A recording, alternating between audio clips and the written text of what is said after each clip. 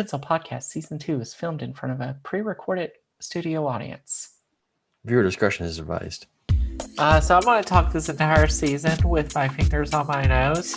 If you could not do that, that would be preferable. Welcome to season 2. We got renewed. Yeah, we talk with our publishing person and however stuff works and actual stuff, and they were like, "Yeah, you guys are doing pretty well. Let's renew for another 10 years." So yeah. Unfortunately, George was cut. Who's George? Oh yeah, our one guy. Yeah. We cut George. Yeah, sorry about that.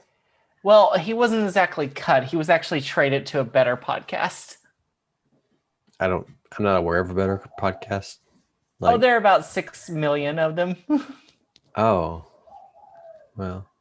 Let's see. There's my brother and me. There's Not familiar. I don't really listen to podcasts.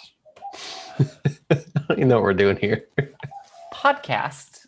Who would ever listen to a podcast? What is this? 2011? That was the question that we were asking ourselves the first time I brought up the idea for the podcast. Yes.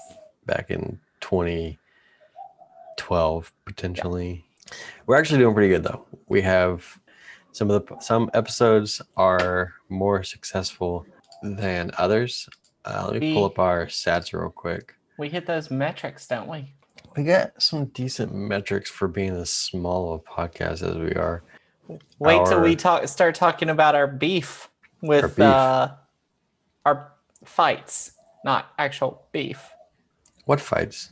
Well, that's how you get viewers, right? Or listeners. Oh, we have to start a podcast fight with another podcast. Except I don't know any other podcast, so I need to create a second podcast and then start fighting with that podcast so I can do this without actually having to interact with other humans. I know a few other podcasters, but I don't really want to have beef with them, you know? Okay, here we go. Our free will episode, 7 listeners. So that was our most popular episode. And then second to that was our Jars of Clay episode, which was right around 40 listeners. And then our Aliens episode, which was around 30. So interesting.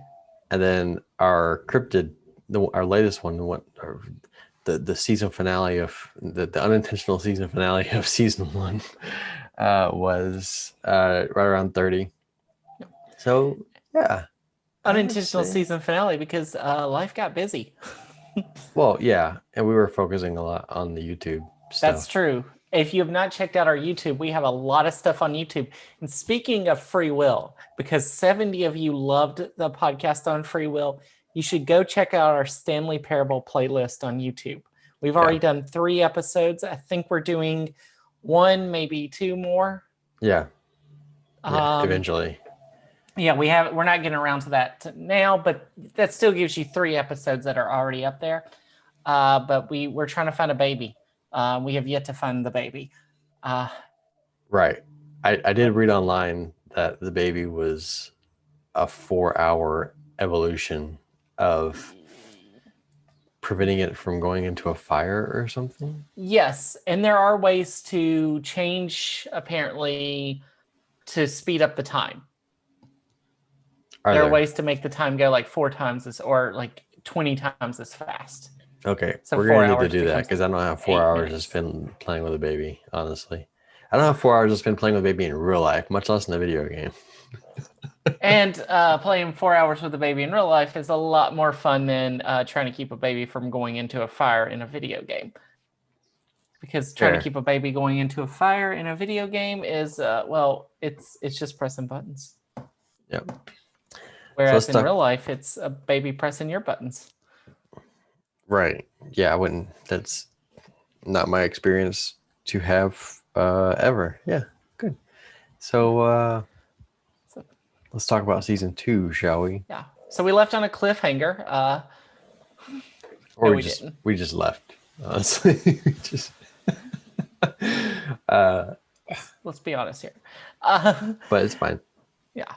We're not good at this. We're not professional. Nobody's paying us to get That on is here and true. We both have full-time jobs. yeah, full-time, real demanding jobs, and other things in life that keep us busy. Yeah. Like The YouTube channel. No.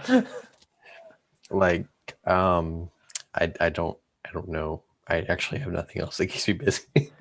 Adam has to complain to his landlord about scraping the sidewalk every day during recording. Yeah, that is annoying. That is, but when I listen to anything we've recorded, whether it's a video or an audio podcast, I don't really pick it up that much, except for one episode of the Stanley Parable. It was prevalent, which was annoying.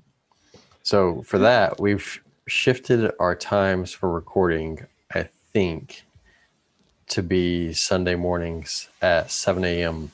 Hawaii time, which is what, 11 where you are. Yes. And then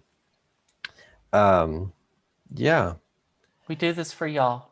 We do it because no one else is willing to. And by no one else, I mean literally every other person on the planet that has a podcast, which is every other person on the planet, pretty much. Except for maybe you who's listening to this. And if you don't have a podcast yet, why not? Yeah. What are you doing? Are you just, do you not understand that there are at least 15 or 20 other people on the planet who would love to hear you talk about random nonsense for an hour straight? Like, and that's what we do. That's exactly. But so in season 2 of talking about random nonsense for an hour straight, we're going to talk about other random nonsense. Yeah. What are we talking about, Adam? So we're gonna discuss this live in a pre-recorded format, which isn't really live, but live and not in person and not live. Right. So not live, but also anyway. We should totally start this episode with season 2 of the in.pencil podcast is filmed in front of a pre-recorded studio audience. And then you have the fake clapping. That we should do. We'll get a sound bite. Ooh.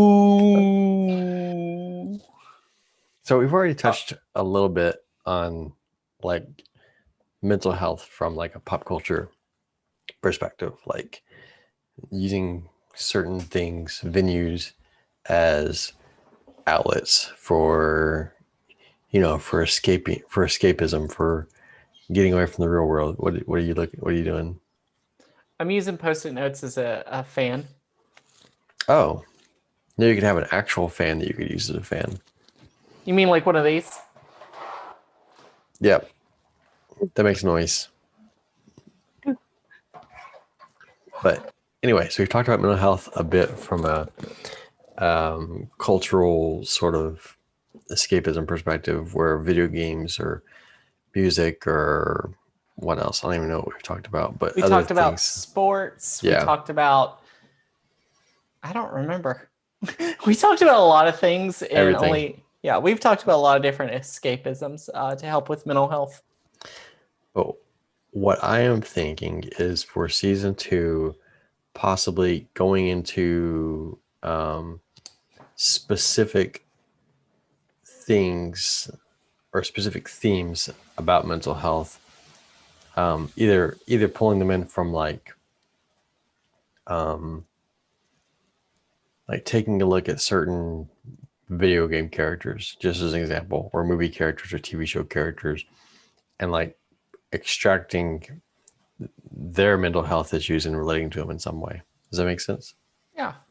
And this is an appropriate time to talk about like mental health because I don't know the makeup of all our listeners, but a good chunk of the world right now is in wintertime, or about to start wintertime, I should say. Yeah. And there's a thing that's just typically normal, that people get sadder in the wintertime. And this wintertime is probably going to be even tougher, I would say, because people are being isolated a lot more. Yeah. For good reasons, yes. Yeah. That doesn't make it healthy. Or it easy. just makes it healthier than the alternative. Yeah. And we already know that, like we've already seen that the response to COVID and just the state of the world as it is in 2020 has led to an increase in suicide rates across the board. Yep. So that's like the extreme outcome of failure to address your own mental health. So our but first thing we'll say is like, if you feel depressed, anxious, suicidal, please contact a mental health professional. yeah. What is the number? 1-800-273-TALK. Well, you just knew that. I didn't know it. I was going to look up the Logic song and see what the number was because I didn't know what it was myself. Let me confirm. That's the number. That's before I say it. Yeah, the Logic song really is a good one. To Jess Googles. Oh shoot. Jess is gonna Google it now. Jess is Googling the thing. Yes, so it's 1-800-273-8255 is the National Suicide Prevention Lifeline. Yeah. I've heard mixed reviews about how effective they are at actually helping with anything, but they're better than nothing. In lieu of anything else, yeah, I would say. Yeah. So anyway, so taking I don't know, you could like just as a off the top of my head example, like taking Kate from Fallout 4, who's had issues in her past of, this is just a random character example, issues of I've never abuse. played Fallout, so I have no clue what he's talking about at this point. I'm telling you her backstory. Her backstory is she had issues of family abuse. Her parents just kept her around as a kid so they could sell her into slavery once she turned 18. She was sold into slavery, got addicted on a lot of different drugs, and then the main protagonist of the game comes along and like pulls her out of her slump and gets her off drugs and gets her cleaned up and everything else. So yeah, so that's just like one example, and just like taking a look at that character, amplifying it, and you only have to play the game to like know about it, because you can go on any wiki for any TV show or video game and find like backstories for everybody. So you don't have to actually go through and play. You don't have to watch 15 episodes of the seasons to track Ned Flanders' mental health stat. You know what I mean? It's all like the fans have already done the work for us. So yeah. And video games nowadays tend to be a lot of video games are about depression. Yeah. Let's just be honest. Like, I think the most famous new video game that's about depression is Celeste. And it's a really good platformer that you should play. I played a little. It's hard sometimes, but you can make it easier. And it's a good video game, but yeah, it's not an easy one, but it is also not an easy one with what its content is about. Celeste. Maybe we should play that on the channel. Okay. I'm going to write that down. I've heard a lot about Life is Strange, but I've never played it. But yeah, so everything comes back to video games for us, as you will see in our YouTube channel, which is 3/4 video games and 1/4 what in the world are they doing? But is Jess really trying to figure out if her mother-in-law's mother-in-law is haunting her? It's really just, honestly, it's a creative outlet for me. It helps me. This podcast, YouTube, all this stuff helps me like maintain my mental health, because I'm in isolation too, you know? And so yeah, if you think talking through your things will help you, and you can't do it any other way, maybe creating a podcast and put it out there is something. Or feel free to talk to us, and create your own YouTube channel. If you're like me, talking by myself for an hour is weird, And also note, like we go over, but a lot of really good podcasts are under 20 minutes. Yeah. And that short length makes them good because people can listen to them very fast. Yeah. Yeah. But I think we have the YouTube video length down. I think 30 minutes is an appropriate sort of goal for a YouTube video. But of course, some of our videos are just like a minute or two. And they get the most views. Yeah. I don't know. YouTube recommends that like videos be over 10 minutes, but our better ones, or not better ones, or more viewed ones What does that sound? It's the wind. I live in a tropical place where there's wind and birds, and I live by a zoo. There's freaking monkeys outside at this time. Actually, if we record for another 30 minutes or so, they'll, I'm sure, pick up the monkeys. So in the morning, it's wind, monkeys, birds. I have no idea what else. And then in the evenings when I record, it's the landlord scraping, motorcycles, airplanes.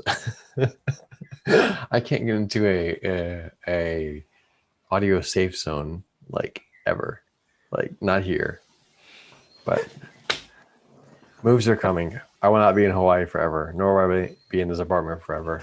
I will be moving relatively soon. I guess I'll talk about that some other time. But he's moving to inner city New York City where it's much quieter. That is absolutely untrue. I don't know. It might be quieter from what I've heard on these podcasts. I'm moving to a undisclosed foreign country on the other side of the world. Not North Korea? No. At least temporarily. There are a few foreign countries I'm moving to, actually, but that's irregardless. When you say there's a few foreign countries you're moving to, wouldn't it be obvious that if they're countries that they're foreign, like, isn't the foreign redundant there? I have to make it relative to our American audience, our United States of American audience. Sorry, excuse me. Hold on. USA, freedom. There. For those who aren't Americans, if you don't say the word freedom every 3 hours to an American, they start getting overwhelmed and very anxious. Yeah, and start hyperventilating and going into may have a stroke or a seizure or some other adverse effect. Yeah. Like you wake up in the morning and you're like, oh, I can't do anything without my coffee. Americans are like, I can't do anything without someone yelling freedom. Or bald eagle also works, or just chanting USA. All three are appropriate. There are a few others, depending on what part of the country you're from, that also work, like apple pie works in some places. Just anything that just makes you feel like good old America. Mm-hmm. That's right. That's right. Trucks in the South, you just say the word trucks and it'll calm anyone down. These are just things for our non-American friends, our listeners. You're friends to us. If you ever come here, that's something for you to know. Yeah, we'll come to you. It's much easier for me to travel to someone else's country than for them to travel to the U.S. because we have really jacked up immigration policies and except not right now. There are not many countries taking Americans right now. Well, I'm speaking in general, more or less. We're right now not exactly a safe group of people to be around. I mean, in general, we're not a safe group of people to be around. But right now, we're all a little bit more toxic, I guess, so to say. At least in some countries, see us that way. Other countries are just as bad off as us right now. Yeah, because they take the same philosophy to addressing a health crisis that we do. We're not medical professionals, but we will say wear a mask and stay 6 feet apart. Come on, people. Wash your hands, wear a mask, stay 6 feet apart, don't touch your face. At the bare minimum. Yes. I for one, as an introvert, am perfectly content with the social distancing recommendation. Staying 6 feet apart. I'm fine with that. I've been in places before where pre-COVID, obviously, where the where you would be standing in line for something and people would just be like right up on you and just crowd around you, or they would, like, if you're not like aggressively attempting to, like if you're like at a restaurant like McDonald's, for example, and you're not aggressively attempting to get up to the front and take your order, people would just cut right in front of you. Like what? Yeah. Like what's going on? It's a cultural thing. Israel, I'm thinking of Israel specifically for that. But yeah. Yeah. The only time I want a bunch of people around me is if I'm at a music concert in pre-COVID times, and maybe we'll see about post-COVID times, if that ever happens. Is a music concert where people get closer together. That's the only time I want a bunch of people around me. Every other time, it's like, no. What are your thoughts on the vaccine? Hopeful. Very hopeful. I think it has really good possibilities. What I've heard and my friends who are in the more medical community, not necessarily doctors, but just in the medical community in general, there's a lot of hope that this could take care of everything. But it's going to take a lot of time to get it to enough people that it will be safe to resume activities. Do you think the vaccine would be safe to begin with? Yeah. I think it'll be safe for the simple reason, if it's not, it's going to create, it's going to, if they put out a vaccine that is not safe and people start getting really sick or dying from it, it collapses the entire world. Because we've just given everybody a vaccine that's going to kill off the entire world, which is not what, no matter what conspiracy theories say, is not what the government wants. Because here's a fun fact: dead people don't pay taxes. That's exactly. Governments don't want you dead. That is exactly right. Dead people do not pay taxes. They're not trying to mind control you, because I'm holding up my cell phone right now. They know everything about you with this cell phone, so they don't need to like microchip you. They've already got you microchipped. You've been microchipped since 2008. There's a loophole with the cell phone. The loophole is you have to actually have it on you in order for them to track your location, and you have to actually like consent to owning it and agreeing to terms and conditions in order to use it properly. If you had a chip, it would just be like on Idiocracy. You've seen Idiocracy, right? I have not, actually. He goes up to the machine and he sticks his arm in a little hole, and they're tattooing like his little barcode on him or whatever. And then there's like a little screen in front of him, and the screen's like, "What's your name?" And he's like, "I'm not sure I want to do this." And the machine's like, "Not sure. Your name is not sure. Confirm." And the guy's like, and he's like, "You are now not sure." That's his name through the whole movie. Anyway, on your to-do list is to watch that movie. Maybe that could be a podcast episode at some point, because we're living through the Idiocracy times right now.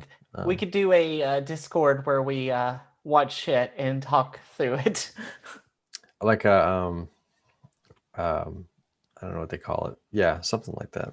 My on your to-do list is to watch and take the in.pencil Twitter account, and I want you to watch. Do you have Netflix, first of all? Yes, of course. Good.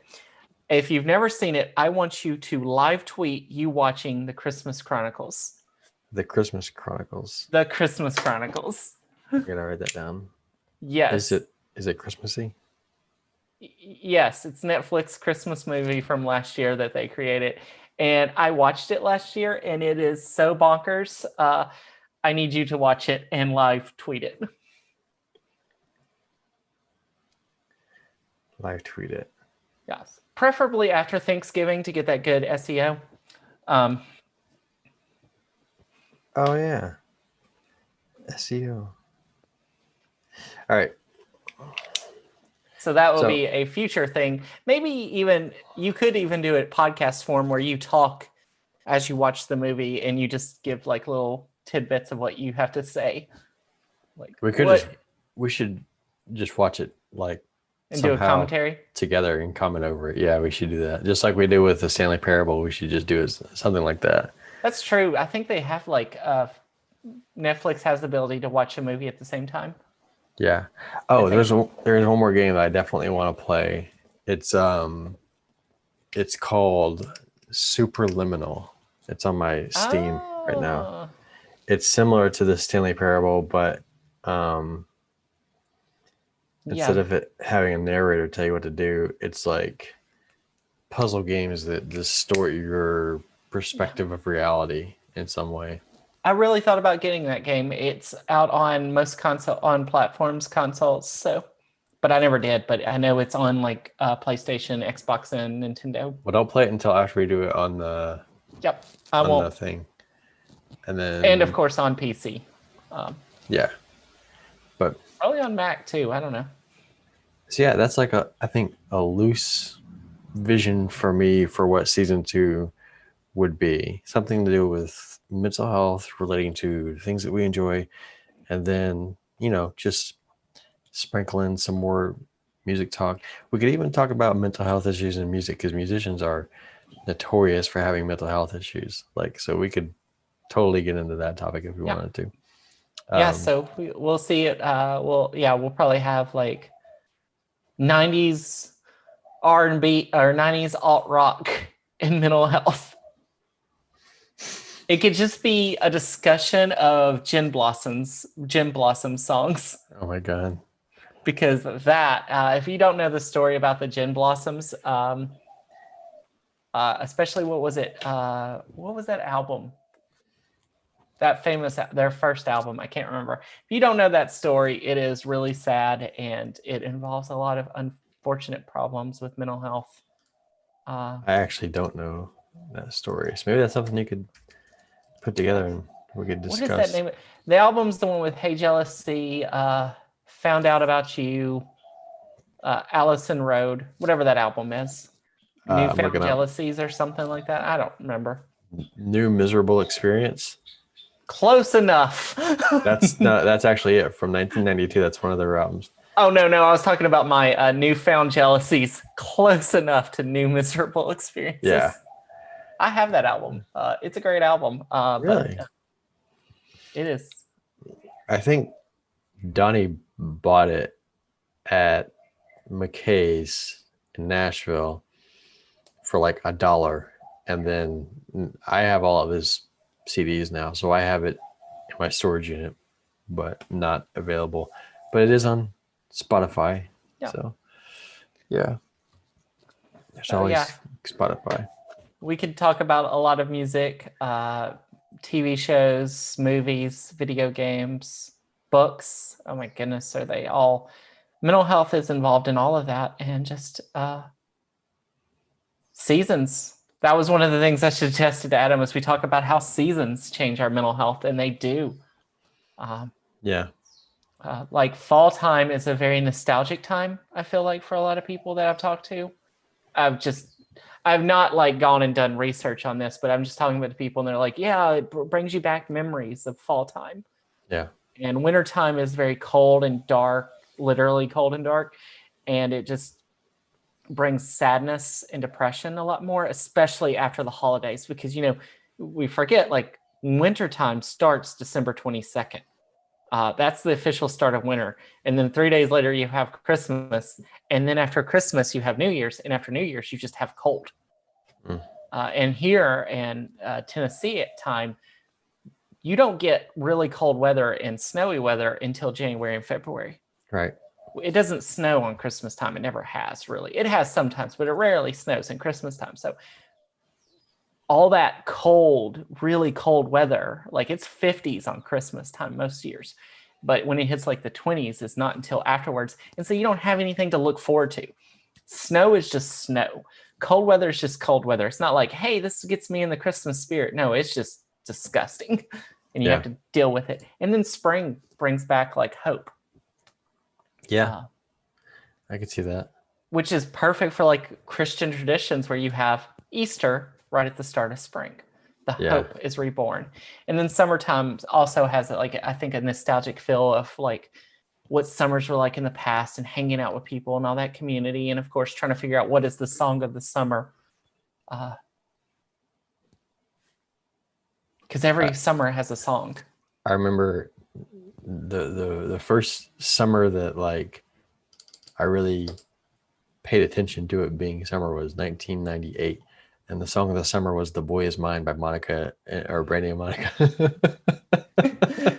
Not really relevant to my experience, but it doesn't matter, does it? It's about like that song brings you back, and you're like, I know that summer. Yeah. I don't know what the song of summer 2020 was because I wasn't really listening to any new music at the time because I was just like, what in the world is going on with this world? I've been listening to a lot of new music, but I haven't listened to a lot of pop music. I've listened to a lot of really alternative, just everything but mainstream, I think. So I did put out a playlist that has like everything I've listened to in 2020, like literally every song I've enjoyed. It's over 2,400 songs. So I already tweeted the link to the playlist, but it's enormous, and there's all the genres. It's metal and rock and alternative and punk and even some pop and some alt pop and hip hop and country, and everything's in it. So yeah. I'll try to make a playlist of songs that I listened to in 2020. It will be much shorter of songs that came out in 2020. Yeah. But there are a few that I really enjoyed. And they're mostly alternative or bluegrass, to be honest. And a few pop songs. There were a few pop songs I listened to. I have a weird, not it's eclectic, but it's also weirdly eclectic. Okay. Yeah. So maybe someday I'll put out my 2020 songs. So that'll be our season 2. I think we'll sprinkle in everything we want, but I think thematically, if we focus on that thematically, it'll have a little more cohesive narrative. Season 1 was like us figuring out how we're doing this and what we're doing and getting comfortable actually like talking on a microphone. So season 2 will be loosely looking at things and extracting information from it and putting together a conversation about it. Yeah. New themes. We'll retire the us versus them. that did sort of have it. There was a loose theme of that throughout the first. Yeah. That will be season 1 is us versus them, and season 2 we'll have another theme that pops up. Well, like we have a theme, but we'll have another phrase that keeps popping up. Yeah. We don't know what it is yet. No. Maybe it's this next sentence that's about to be said. Probably not. But all right, let's wrap up here. Yes. All right. So yeah, looking forward to sharing season 2 with you guys, and hope you're looking forward to hearing it. In the meantime, I've been Adam. And I have been Jess. And this has been the in.pencil season 2 discussion pre-season kickoff conversation topic podcast episode version 1.0. I hope that's the name of the episode right there. I gotta remember. I'm gonna write down everything I just said. As I'm editing, I'm gonna write down everything I just said. So, yep. Life can be chaotic. Life can be weird. Life can be many things, but life is definitely written in pencil. Yeah. All right. Sure. Sure.